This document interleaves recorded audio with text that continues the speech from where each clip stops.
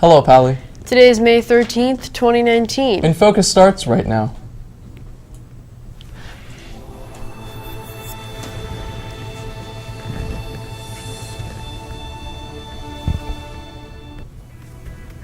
Pally ASB is ending the year with one final major event. We'll tell you what, the when, and the where. The Theater 1 and 2 classes have a showcase soon. Stay tuned for details. And summer opportunities are around with only a few weeks left of the school. All that and more is coming up on today's show. Welcome to InFocus. I'm Thomas Colburn. And I'm Jason Goldie. There's a lot going on around campus. Here's some important announcements from today's campus bulletin. There are still some summer opportunities available to students. Students can check inside the College and Career Center or the bulletin board in front of the CNCC for a list of available opportunities and internships. Feel free to contact Kay Larson at pausd.org for more information. The Theater 1 and 2 showcases are taking place tomorrow from 7 to 9 p.m. Admission is free and open to all, and students are encouraged to come see the show.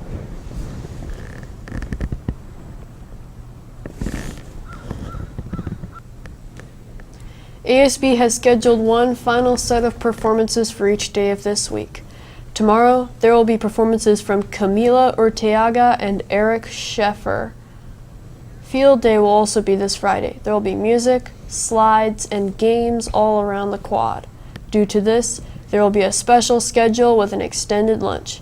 The schedule is on your screen now, so be sure to take note of the special schedule, which will accommodate Field Day.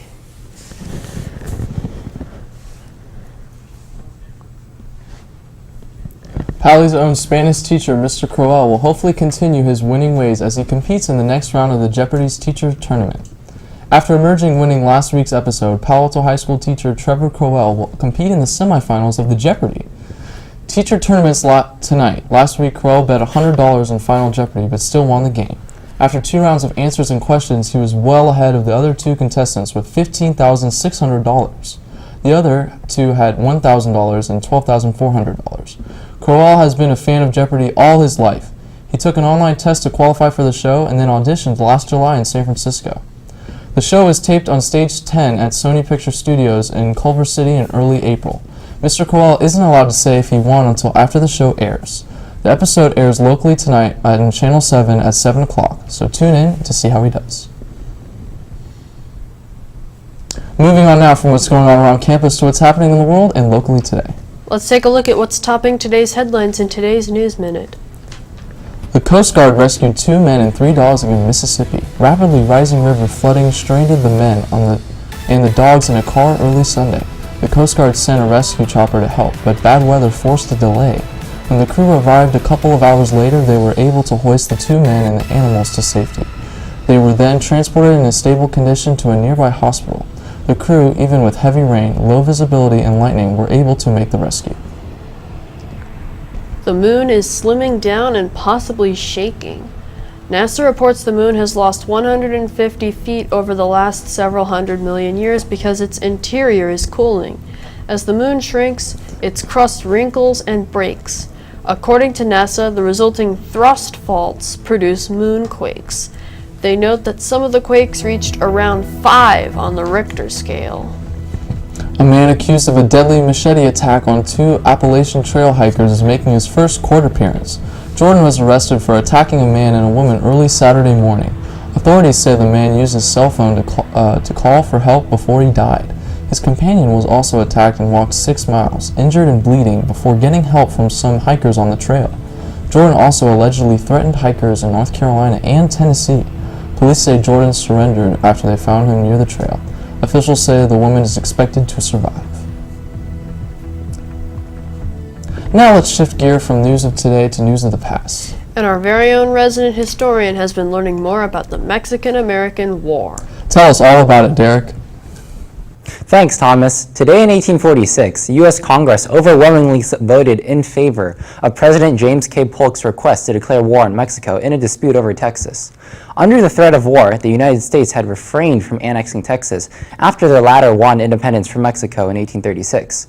It wasn't until President Polk sent troops under the command of General Taylor to antagonize the Mexican government that tension began to rise again. Mexico, claiming that the boundary was the Nueces Reverto, the northeast of the Rio Grande, considered the advance of Taylor's army as an act of aggression, and in April 1846 sent troops across the Rio Grande. Polk, in turn, declared the Mexican advance to be an invasion of U.S. soil, and on May 11, 1846, asked Congress to declare war on Mexico, which it did 2 days later. That's all from me. Back to you guys. Thanks for that interesting tidbit of history, Derek. And now we'll throw it to Anthony for sports. Did we have any exciting games? Boys varsity lacrosse played cat and mouse against Los Gatos and won 12-6. There's no upcoming games this week, so back to you. I guess we can't expect many sports games for the rest of the week with the year wrapping up. Something else we've come to expect is sun all day, every day.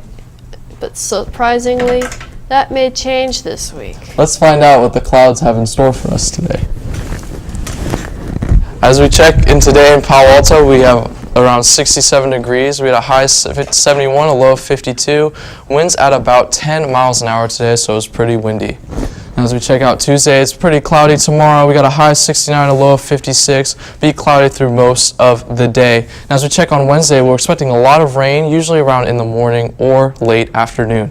As we check the 5cast, we're still expecting a lot of rain on the weekend, maybe some on Thursday, but no rain at all this Friday. Well, that does it for today's episode.